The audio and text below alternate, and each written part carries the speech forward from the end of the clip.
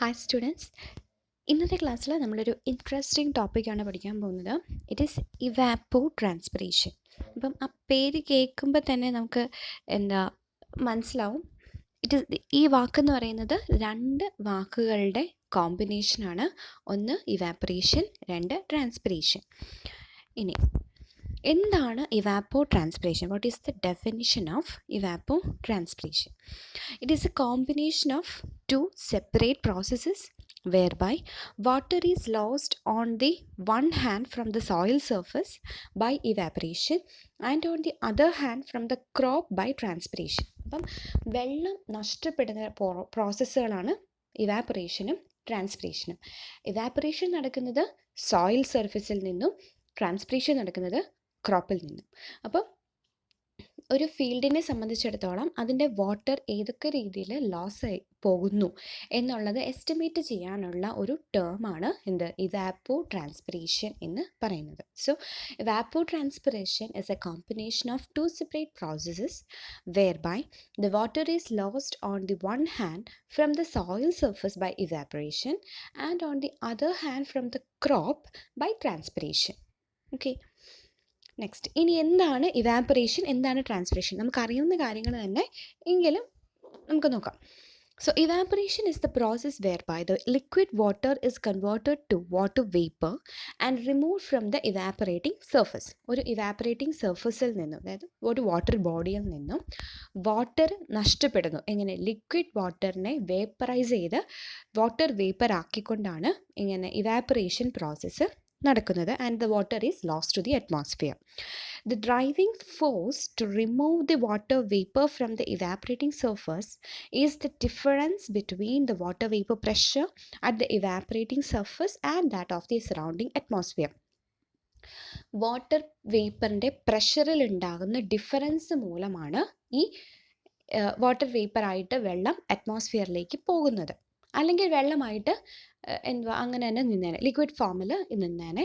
അതേസമയം ഇത് അങ്ങനെ പോകുന്നുണ്ടെങ്കിൽ, അതായത് വാട്ടർ വേപ്പറായി കൺവേർട്ടഡ് ആയി വാട്ടർ വേപ്പർ അറ്റ്മോസ്ഫിയറിലേക്ക് നഷ്ടപ്പെടാനുള്ള കാരണം എന്ന് പറയുന്നത് ആ വാട്ടർ ബോഡിയിലെ വാട്ടർ വേപ്പറിൻ്റെ പ്രഷർ എന്ന് പറയുന്നത് അറ്റ്മോസ്ഫിയറിനേക്കാളും കൂടുതലാവുമ്പോഴാണ്. അപ്പം എപ്പോഴും ട്രാൻസ്ഫർ നടക്കുന്നത് എപ്പോഴും ഹയർ ടു ലോവർ ആണ്. ഓക്കെ, അപ്പോൾ പ്രഷർ എവിടെയാണോ കൂടുതൽ, കുറവുള്ളിടത്തേക്ക് അത് പോകും. അപ്പം വാട്ടർ ബോഡിയുടെ സർഫസിലെ പ്രഷർ കൂടിക്കഴിയുമ്പോഴത്തേക്കും പ്രഷർ കുറഞ്ഞിട്ടുള്ള അറ്റ്മോസ്ഫിയറിലേക്ക് അത് എക്സ്കേപ്പ് ചെയ്ത് പോകും. അങ്ങനെയാണ് വാട്ടർ വേപ്പർ ഈ വാട്ടർ ബോഡിയുടെ സർഫസിൽ നിന്നും എന്തായി പോകുന്നത്, അറ്റ്മോസ്ഫിയറിലേക്ക് റിമൂവ്ഡ് ആയി പോകുന്നത്. So the replacement of the saturated air with dried air depends greatly on the wind speed. അപ്പം ഈ വാട്ടർ വേപ്പർ അറ്റ്മോസ്ഫിയറിലേക്ക് ചെന്ന് കഴിയുമ്പം അവിടുത്തെ വേപ്പർ പ്രഷർ കൂടുമല്ലോ, അപ്പം ഇത് വീണ്ടും വാട്ടറായി തിരിച്ചു വരണം. പക്ഷേ വിൻഡ് സ്പീഡും കൂടി ഇതനുസരിച്ച്, അതായത് ഈ വാട്ടർ വേപ്പറായിട്ട് നമ്മുടെ വാട്ടർ ബോഡിയിൽ നിന്നും വേപ്പറൈസ് ചെയ്ത് അറ്റ്മോസ്ഫിയറിലേക്ക് നഷ്ടപ്പെടുന്ന ആ വാട്ടർ വേപ്പറിനെ വിൻഡ് അവിടുന്ന് എത്രയും വേഗം എന്ത് ചെയ്യും, റീപ്ലേസ് ചെയ്തുകൊണ്ടിരിക്കും. ഡ്രൈ എയർ വെച്ച് റീപ്ലേസ് ചെയ്തുകൊണ്ടിരിക്കും. അങ്ങനെ വരുമ്പോഴാണ് എന്ത് സംഭവിക്കുന്നത്, വീണ്ടും വീണ്ടും ആ വാട്ടർ ബോഡിയിൽ നിന്ന് കൂടുതൽ ഇവാപ്പറേഷൻ നടക്കുന്നത്. അതേസമയം വിൻഡ് സ്പീഡില്ല, വിൻഡ് ഇല്ലാത്തൊരവസ്ഥയാണെന്നുണ്ടെങ്കിൽ ഈ വാട്ടർ ബോഡിയിൽ നിന്നും ഇവാപ്പറേറ്റ് ചെയ്ത് വെള്ളം അറ്റ്മോസ്ഫിയറിൽ ചെന്ന് കഴിയുമ്പം അവിടുത്തെ വേപ്പർ പ്രഷർ കൂടും. അപ്പം അത് സാച്ചുറേറ്റഡ് കണ്ടീഷനിലാകും, വീണ്ടും അത് വെള്ളമാകും, അങ്ങനെ മഴയായി തിരിച്ചു വരും. The solar radiation, air temperature, air humidity and wind speed are the climatological parameters to consider when assessing the evaporation process. Evaporation പ്രോസസ്സിന് നമ്മൾ കറക്റ്റായിട്ട് അസസ് ചെയ്യണം എങ്കിൽ അതിൽ എന്തൊക്കെ പാരാമീറ്റേഴ്സ് നമ്മൾ ശ്രദ്ധിക്കണം? ഒന്ന്, solar radiation, then air temperature, എയറിൻ്റെ humidity and the wind speed. ഇത്രയും കാര്യങ്ങൾ പരിഗണിച്ചാൽ മാത്രമേ നമുക്ക് കറക്റ്റായിട്ട് എത്രത്തോളം വെള്ളം ഇവാപ്പറേറ്റ് ചെയ്തു എന്ന് നമുക്ക് മനസ്സിലാക്കാനായിട്ട് പറ്റത്തുള്ളൂ.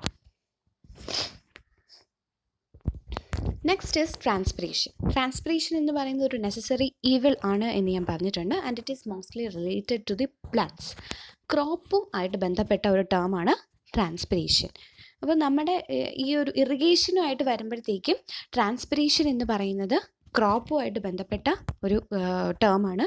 അതേസമയം ഇവാപ്പറേഷൻ എന്ന് പറയുന്നത് സോയിലുമായിട്ട് ബന്ധപ്പെട്ട ടേമാണ്. ഓക്കെ.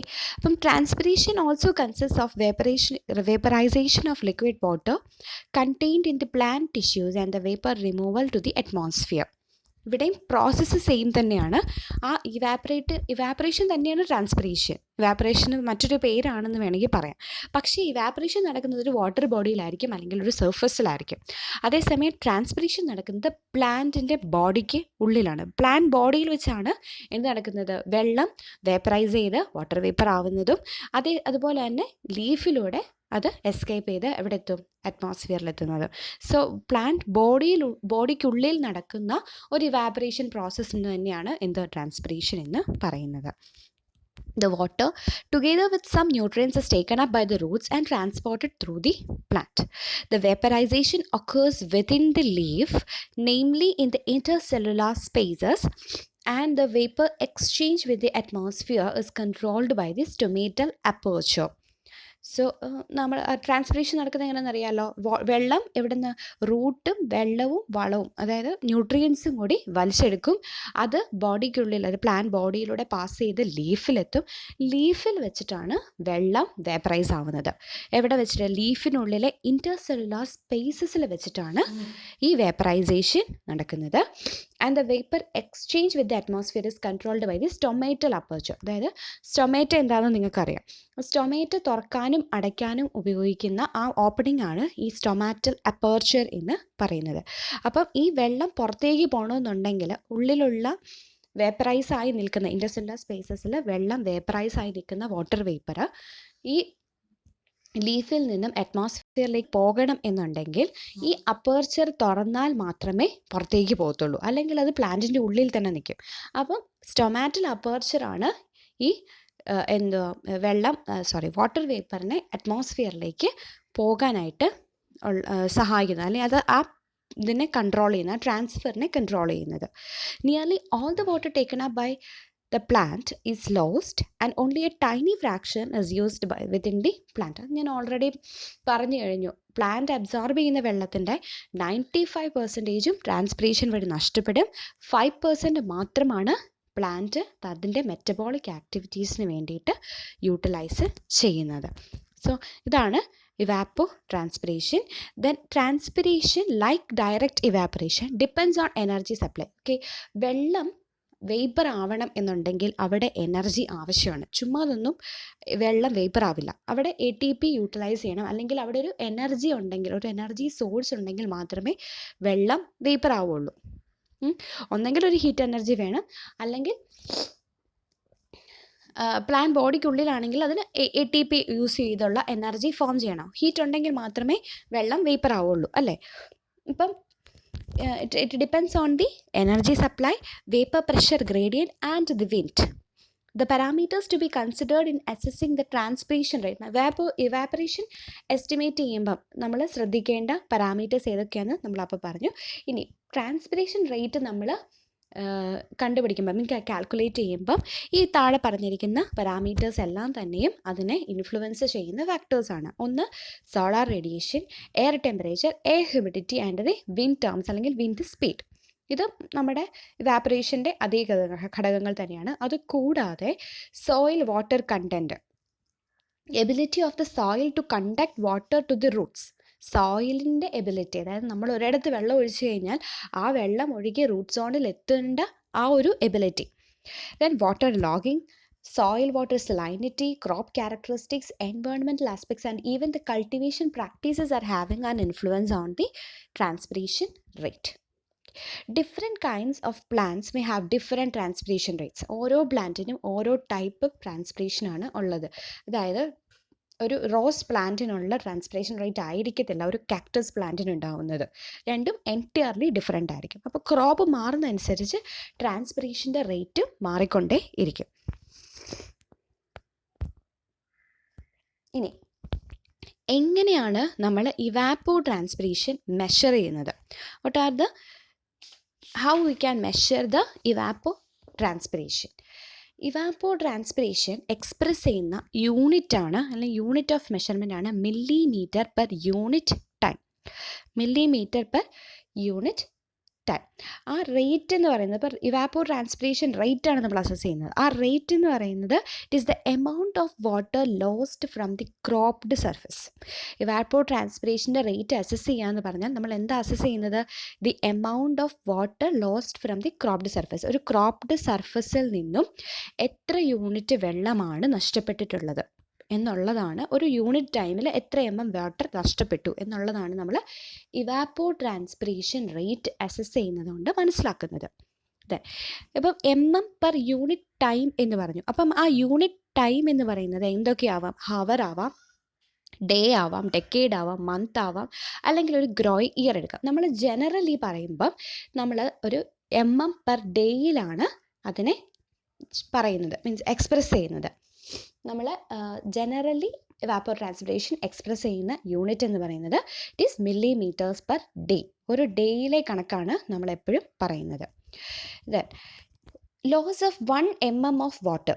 ഒരു ഓഫ് വാട്ടർ ലോസ് ആയി എന്ന് പറഞ്ഞാൽ which is equal to 10 m³ of water per hectare. കാരണം ഒരു ഹെക്ടർ എന്ന് പറയുന്നത് 10,000 m² ആണ്. അപ്പം അതിൽ നിന്നും 1 mm വെള്ളം നഷ്ടപ്പെട്ടു എന്ന് പറഞ്ഞാൽ ഇറ്റ് ഈസ് ഈക്വലൻ ടു ഒരു ഹെക്ടറിൽ നിന്നും 10 m³ വെള്ളം നഷ്ടപ്പെടുന്നതിന് തുല്യമാണ് 1 mm വെള്ളം നഷ്ടപ്പെട്ടു അല്ലെങ്കിൽ 1 mm വാട്ടർ ലോസ് ആയി എന്നതുകൊണ്ട് ഉദ്ദേശിക്കുന്നത്. Okay, and 1 mm per day is equal to 10 m³ per hectare per day. Okay, ഒരു mm അതായത് ഒരു യൂണിറ്റ് വാട്ടർ ഇവാപ്പോ ട്രാൻസ്പിറേഷൻ വഴി നഷ്ടപ്പെട്ടു എന്ന് പറഞ്ഞാൽ ഒരു ഹെക്ടറിൽ നിന്നും 10 m³ വാട്ടർ, അത്രയും വോളിയം വാട്ടർ നഷ്ടപ്പെട്ടു എന്നുള്ളതാണ് പറയുന്നത്. ഈ ഇവാപ്പോ ട്രാൻസ്പിറേഷൻ നമുക്ക് പല ടേംസ് വെച്ച് എക്സ്പ്രസ് ചെയ്യാം. ഓക്കെ, അത് നമുക്ക് വാട്ടറിൻ്റെ ഡെപ്ത് വെച്ച് എക്സ്പ്രസ് ചെയ്യാം, അതുപോലെ തന്നെ എനർജി വെച്ച് എക്സ്പ്രസ് ചെയ്യാം. അങ്ങനെ പല രീതിയിൽ നമുക്ക് ഇവാപ്പോ ട്രാൻസ്പിറേഷൻ എക്സ്പ്രസ് ചെയ്യാനായിട്ട് പറ്റും. അപ്പോൾ water depth is also expressed in terms of energy received per unit area. Then latent heat of vaporisation, അതൊരു ടേമാണ്. അതെന്താണെന്ന് മനസ്സിലാക്കുക. അതായത് energy or heat required to vaporise free water. Free വാട്ടറിനെ വേപ്പറൈസ് ചെയ്യാൻ ആവശ്യമായിട്ടുള്ള എനർജിക്ക് പറയുന്ന പേരാണ് ലേറ്റൻറ്റ് ഹീറ്റ് ഓഫ് വേപ്പറൈസേഷൻ എന്ന് പറയുന്നത്. വെള്ളത്തിന് ഒരു particular latent heat of vaporisation ഉണ്ട്. അത് ഓരോ ലിക്വിഡിനും ഈ ലേറ്റൻറ്റ് ഹീറ്റ് ഓഫ് വേപ്പറൈസേഷൻ ഉണ്ട്. അപ്പം ഫ്രീ ആയിട്ടുള്ള വാട്ടറിനെ ഒരു വാട്ടർ ബോഡിയിൽ നിന്നും അല്ലെങ്കിൽ വാട്ടർ സർഫസിൽ നിന്നും വെള്ളം വേപ്പറൈസ് ചെയ്ത് പോകുന്നു. അതാണ് ഫ്രീ വാട്ടർ എന്ന് ഉദ്ദേശിക്കുന്നത്. സോയിലൊക്കെ ആണെങ്കിൽ സോയിലിൽ വാട്ടർ ബൗണ്ട് ചെയ്താണ് കിടക്കുന്നത്. അതിന് ലേറ്റൻറ്റ് ഹീറ്റ് ഓഫ് വേപ്പറൈസേഷൻ എന്ന് പറയുക.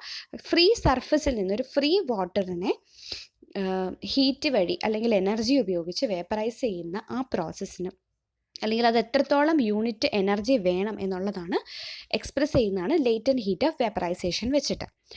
ഇവാപ്പോ ട്രാൻസ്പിറേഷൻ നമുക്കൊരു ഈ ലേറ്റൻറ്റ് ഹീറ്റ് ഓഫ് വേപ്പറൈസേഷൻ വെച്ച് അതിൻ്റെ ടേംസിൽ എക്സ്പ്രസ് ചെയ്യാനായിട്ട് പറ്റും. അങ്ങനെ എക്സ്പ്രസ് ചെയ്യുന്നതാണ് IET അല്ലെങ്കിൽ ലേറ്റൻറ്റ് ഹീറ്റ് ഫ്ലക്സ് എന്ന് പറയുന്നത്. അങ്ങനെ നമ്മൾ എക്സ്പ്രസ് ചെയ്യുമ്പം യൂണിറ്റ് മാറും. യൂണിറ്റ് എന്ന് പറയുന്നത് mega joules per metre squared per day. Okay, അതായത് per യൂണിറ്റ് ടൈമാണ് ജനറലി ഇവാപ്പോ ട്രാൻസ്പിറേഷൻ്റെ യൂണിറ്റ് എന്ന് പറയുന്നത്. അത് നമ്മൾ ലേറ്റൻറ്റ് ഹീറ്റ് ഫ്ലക്സ് അല്ലെങ്കിൽ ലേറ്റൻറ്റ് ഹീറ്റ് ഓഫ് വേപ്പറൈസേഷൻ്റെ ടേംസിൽ എക്സ്പ്രസ് ചെയ്യുമ്പോൾ അതിൻ്റെ യൂണിറ്റാണ് mega joules per metre squared per day. Okay, നിങ്ങൾ ജനറൽ യൂണിറ്റ് പഠിച്ചാൽ മതി. ഇത് ജസ്റ്റ് നിങ്ങൾ ടെക്സ്റ്റിൽ മെൻഷൻ ചെയ്തിട്ടുണ്ട്, അതുകൊണ്ട് ഞാൻ പറഞ്ഞു എന്ന് മാത്രമേ ഉള്ളൂ.